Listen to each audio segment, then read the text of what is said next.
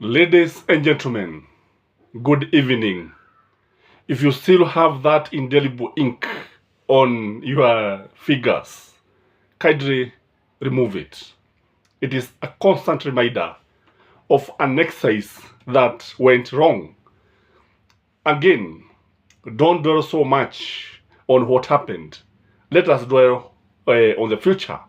There's nothing we can do about the past, but there's so much we can do about the future. So, this is SKM, the tallest man in Black Africa. If you are there and you have not subscribed to this channel, kindly be with us by hitting the red button. For our viewers, thank you very much for doing this video a favor by liking it and commenting. I remain yours, SKM, the tallest man in Black Africa. Stephen Kalonzo Musyoka is an interesting person, is an interesting character. I've always thought that something happened to Kalonzo Musyoka when he was growing up, especially at the age of between 7 and 10 years. Because when you look at his behavior, a behavioral psychologist will ask so many questions. Because you see an indecisive person. Tunaona mtu ambaye anafanya ni vigumu kwake kufanya uamuzi ambao tunaweza kusema una msimamo. Kwa sababu ukimwangalia utaona kwamba ni mtu asiye na msimamo dhabiti. Ni mtu ambaye kila wakati anageuka, anabadilika kama lubwi au kinyoga. It is something that the behavioral psychologist can easily explain. The other thing is that when you look at our parliament today, you see this the election of the speaker, and what he did left so many questions and answers. At the last minute, Kalonzo Musyoka withdrew alijiondoa from the race. In fact, the senators were caught off guard. The Azimio senators hawakuwa wanajua kwamba atajiondoa. And what happened? The senators moved out in protest and they did not participate in the elections. And Amason Kingi was actually the man who was elected the Speaker of the Senate. Without the die-hard supporters, the genuine supporters of Raila Amolo Odinga. So Kalonzo Musyoka can be said to have betrayed Azimio goal, the Azimio dream. Kwa safari hii ni ndefu, watujue ya kwamba hii safari ni ndefu, na it's only the strong that will remain. The weak will fall by the wayside. And I hope our viewers will not fall by the wayside. Let us travel this long journey. It will be difficult. I cannot tell you it will be easy. Wacha niseme ukweli. Si safari, si rahisi kama vile ambavyo watu wanafikiria. It require somebody with the heart of a lion like Raila Amolo Odinga. Because when you look at Raila Amolo Odinga, he's somebody who does not despair. Is somebody who does not lose hope. Is somebody who stands for a just cause. And those are the traits that we can learn from Azimio Baba. Again, ukiangalia utaona kwamba the parties that have been in power is actually KANU. It is only Baba who can be said never to have been KANU. Even wakati alikuwa ameenda pale, wakati ambapo tinga lilikuwa limemezwa na jogoo. In fact, he was a man on a mission to destroy the one party rule of Daniel Arap Moi, and he succeeded very well. And too much water under the bridge. And we know that. Kwa hivyo kile ambacho tunaona kwamba when you look at William Samoei Ruto, when you look at Uhuru Kenyatta, and somehow Mwai Kibaki, these are KANU's life members. So that is when Moi said that KANU will rule for over 100 years. I think the man was right. The only person, and I think that is why he's being resisted, unaona kwamba the man was rigged by the Western nations, that is Baba. This is the only person who have the true dream of the Kenyan society, of the Kenyan nation. Others, in fact, are jokers. So, what are these factors that could have made Kalonzo withdraw from the last minute? Kwa nini ajiondoe dakika za mwisho? So, I want to look at a number of reasons that could have made Kalonzo to move out of Azimio and withdraw from the speaker's race. The first thing ni kwamba maybe he is headed to Ruto's government. Maybe he is going to the Wheelbarrow's government. Who knows? Inawezekana kwamba labda Uhuru wakati walikuwa wanaongea pale, kuna mambo labda waliongea wakiwa na baba, and maybe akaona ya kwamba his future is not in maybe in Azimio, his dreams could not be fulfilled in Azimio. Kwa hivyo akaamua labda kuongea na mwana Wheelbarrow, that is William Samoei Ruto. So mwana hasura huenda akawa anataka kumjumuisha, maybe you want to rope him into his government. Politics is very, very interesting. What I know about politics is that any regime that come start looking for self-preservation. And one way of looking for self-preservation, that is when you see Arap Ruto trying to rope in other parties. Anajaribu kuwatoa kutoka Azimio uingie mlengo wake.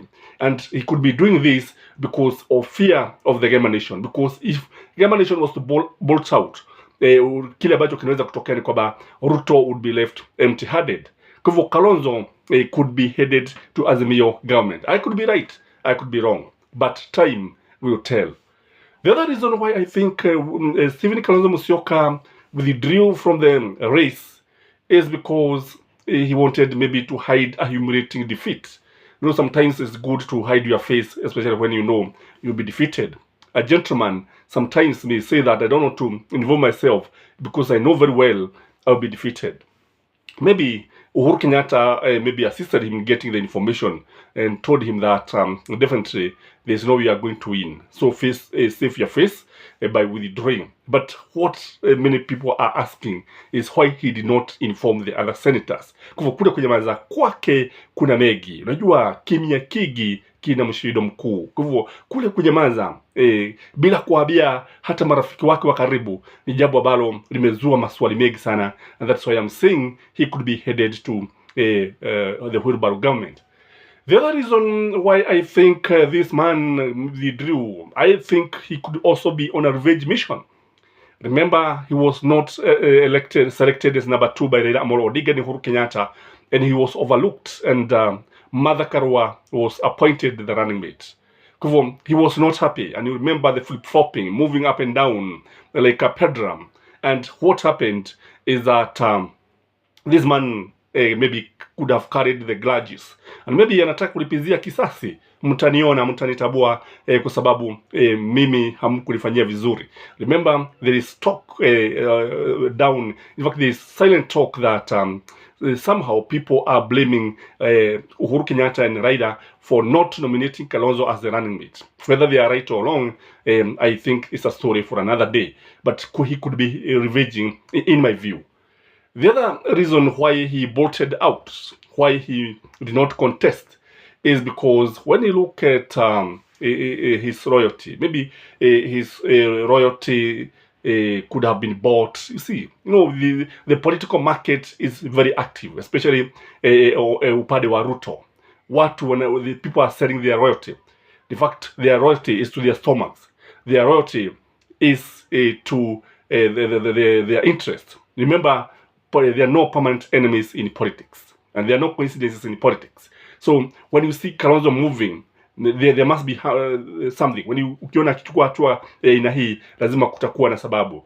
Unajua, nimesema soko au biashara ya kuuza wanasiasa ndio imeshika kasi sana na imenogea kabisa. Kwa hivyo ni ya leo, kila mtu kile ambacho atapata is good. We have no evidence that he could have been bought, but it's a possibility looking at what is happening. Remember, I've said Ruto is now trying to consolidate his power, and he's trying for what he calls self-preservation to ensure that there is continuity and he lasts long in leadership. The other reason why I think Stephen Kalonzo Musyoka alijiondoa, maybe when you look at him, when you look at his age, a man who is of his age suffers from what we call integrity versus despair. He could have despaired. So you either despair or you move forward with integrity, like Baba has done. When you look at Baba, it is very hard for you to buy baba. And ndio sababu even when he assisted Uhuru Kenyatta to run the government, when he accepted the handshake, he did not ask for anything. And Uhuru has always opined this, kwamba hakusema chochote. So because he's a man of integrity, but a man who is despairing is likely to be swayed very easily. And looking at the virtue, but look at this age, any psychologist will tell you that a man, when he's in this age, is likely to despair very easily when you look backward, na anaangalia mbele anaona kwamba hakuna matumaini. Kwa hivyo anaweza kutamauka haraka sana, and because he has failed many times. Not many people have the stamina. Not many people are strong like Raila Amolo Odinga, so that they can be able to stand the test of time. You know, many times you meet unfamiliar giants, some of them so strong, and only the strong are able to face the giants. My viewers, how many giants have you faced in your life? Remember, you faced a giant and a familiar giant in the elections, but we have to soldier on. We have to move forward. We can't despair. The other thing is that when you look at Kaba politics, you see, tunapata kwamba Kivutha Kibwana and Alfred Mutua will be in government, definitely be in Ruto's government. And the Kalonzo may feel that he'll be overshadowed. This one could have maybe prompted him to move to very fast.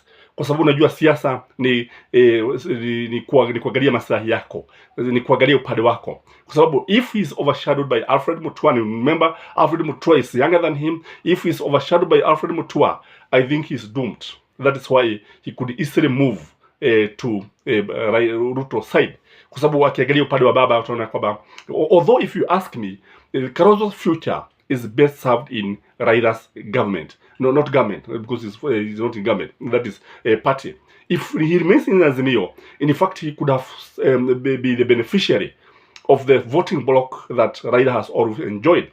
And looking at what members of this channel are saying, many people, in fact, would be ready to support him, because somehow the man is diplomatic. The man is reconciliatory.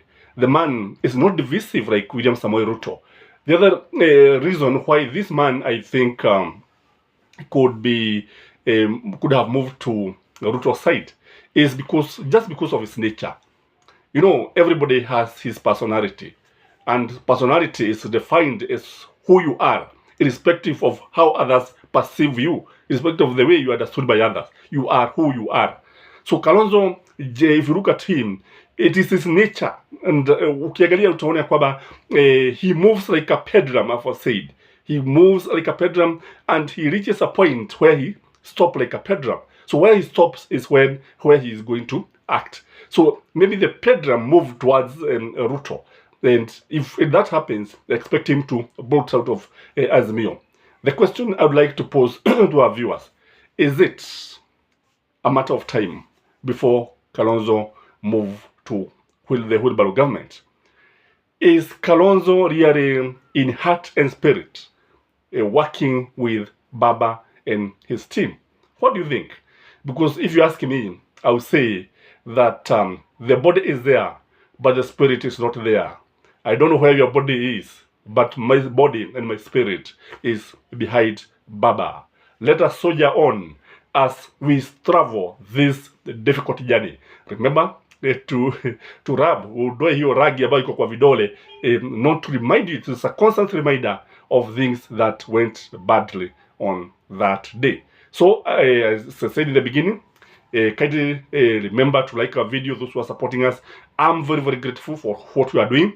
Let us work together. Let us watch as things unfold. Currently, I think what is happening is the election of the speaker in the National Assembly, and I understand Wetangula is poised to win. But let us wait until the last vote is cast. I remain you, SKM, the Talisman in Black Africa, and may you have a lovely evening. Bye-bye.